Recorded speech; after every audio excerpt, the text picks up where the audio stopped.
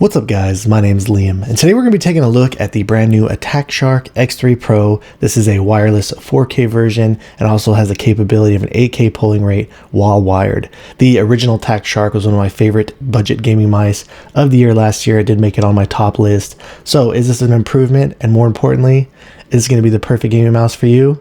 Let's check it out.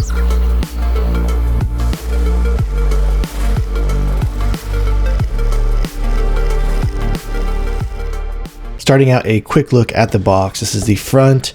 Here is some of the listed specifications on the back for those of you that are interested. And included inside the box, aside from the mouse, it does come with a user manual. It does come with these grips, and then it does come with the 4K receiver and the receiver dongle. So this is the first time that I have seen a 4K receiver that is this small. And when it comes to the mouse, similar types of things as before. The design looks very familiar. You do have the same skate design over here at the top, and then over here you do have your DPI changer, and right here this is just a mode button. And the power button is also in the same spot. Switch it to the middle to turn off, over here to enable the 4K receiver, and then if you push it over here to the right, this does have Bluetooth capability as well. And when it comes to the skates, same stuff as before. I really do like this layout and the design of these skates, but these are these harsher style of colored PTFE skates. And coming back over to the top, the surface of this red version, I'm not sure if my white copy was just a straight plastic injection without any type of additional painting,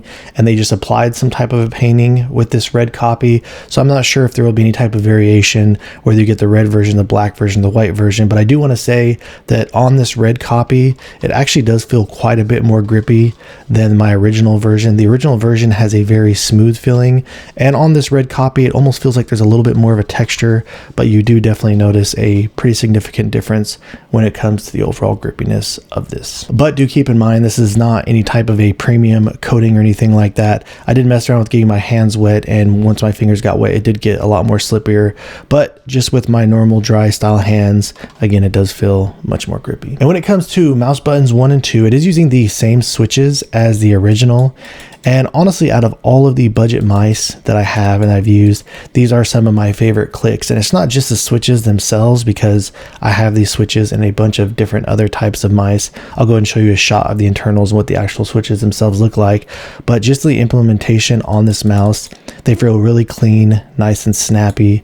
There is a minimal to almost no pre-travel, and post-travel as well feels great if you're clicking towards the middle of the switch.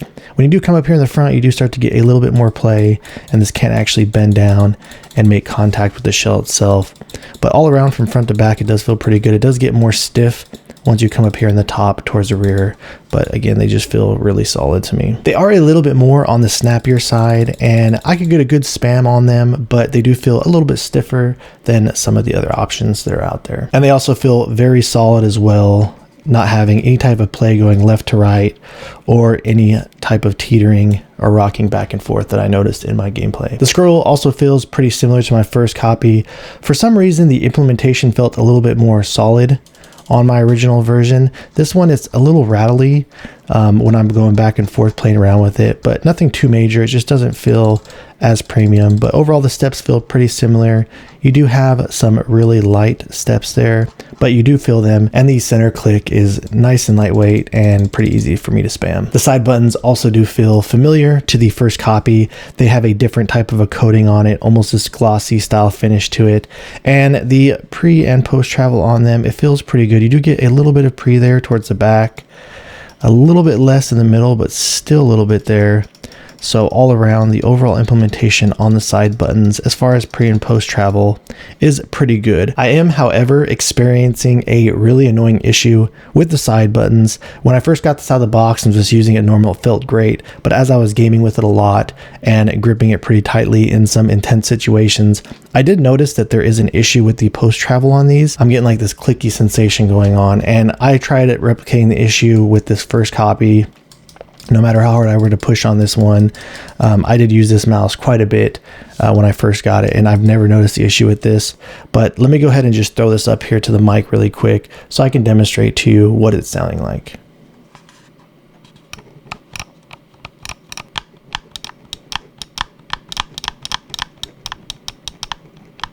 So something to keep in mind here, I was a little bummed out about that. I did actually mod this mouse and I did not touch the side buttons. So after this video, I wanted to save it for the video so I could show you guys what I was experiencing. I'll see if I can adjust it and get it fixed. But besides that, the shell integrity on here and everything feels solid all the way around. Not getting any type of major bending, creaking, flexing, anything like that. So really the only issue that I've experienced so far has been the side buttons. So let's go ahead and drop a click and a sound quality check.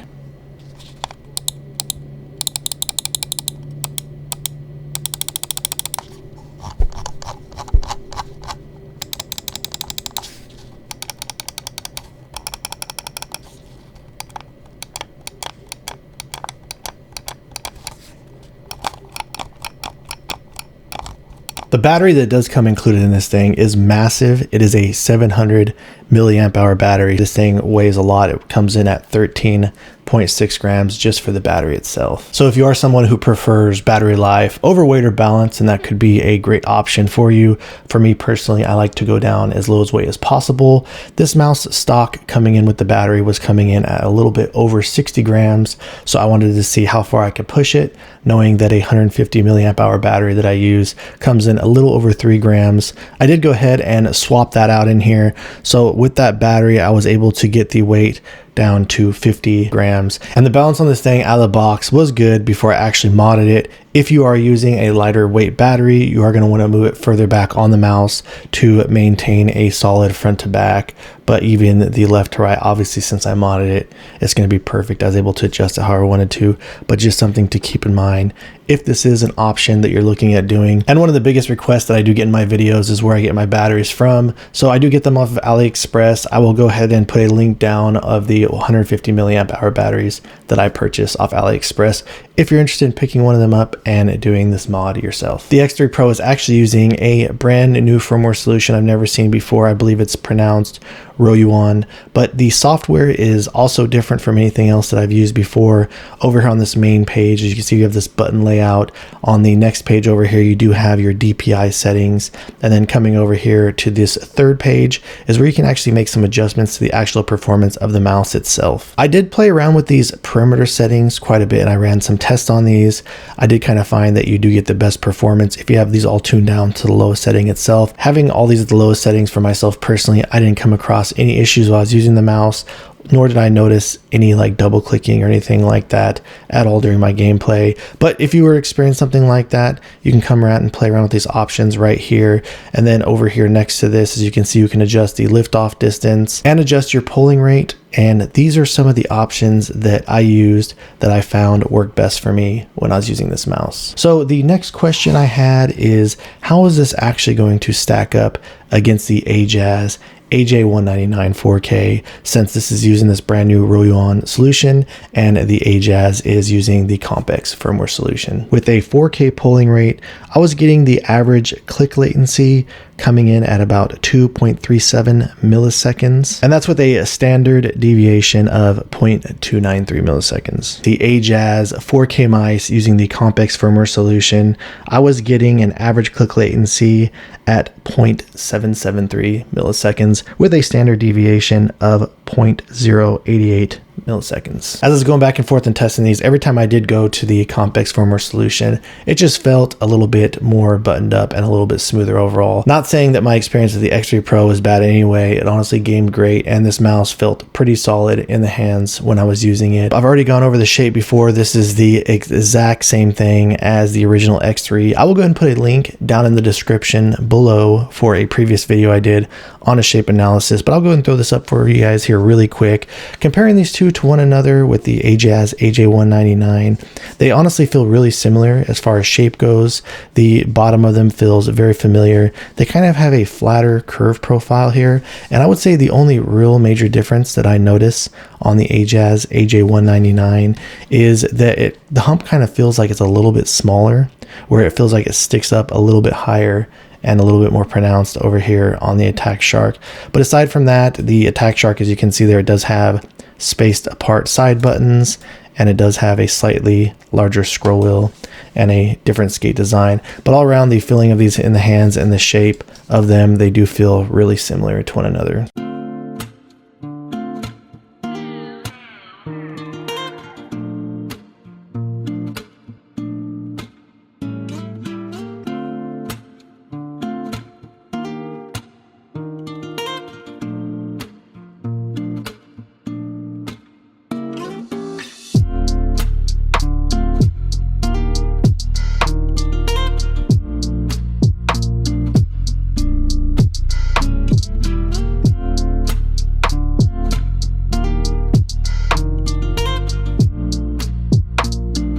And another mouse that's very familiar to is the Razer Viper Mini.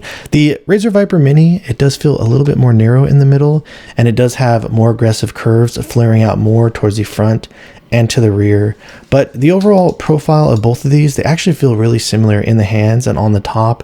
And again, I would feel like the Razer Viper Mini is a little bit closer to the Ajazz Aj199 when it comes to the top hump profile. I do feel like the mid hump on the Attack Shark X3 sticks up a little bit higher and feels a little bit more aggressive there at the top of the mouse. But overall, these do feel pretty similar to one another as far as the overall scale and the shape goes in the hands.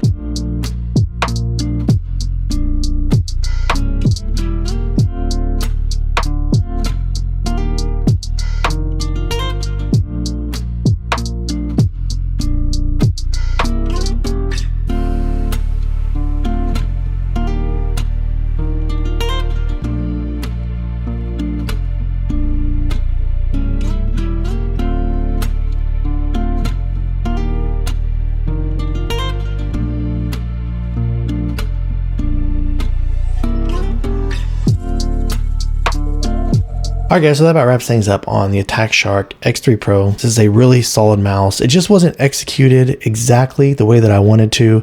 Not that I'm saying that's bad or anything like that. I honestly really do enjoy it. But when it comes down to it, I honestly do kind of prefer the Ajazz Aj199 4K just a little bit more. I do feel like on the Attack Shark that the clicks feel a little bit better. I do like how it has a little bit of a larger scroller wheel, and I do kind of prefer the overall skate design over here on the Attack Shark. But when it comes to the performance, the Ajazz Aj199 4K does feel more solid, and I do kind of prefer the shape of the Ajazz myself just a little bit more. But if you're someone who really enjoyed the original one and you're just looking to pick this up with the 4K option, I do feel like this is an improvement over the original, minus the small issue that I'm having with the side buttons. But again, hopefully I can get that fixed. But all around, I really do love the shape of this. I love the feeling of it. I really feel like these clicks feel great, and it still was a joy for me to use when I was using it in game. Alright guys, so if you have any questions or feel like I left anything out, please let me know down in the comments below. If you've enjoyed watching this video and are interested in seeing more videos like this in the future, please drop this video a like and subscribe to my channel. Thank you guys so much for watching, and I look forward to seeing you in the next one.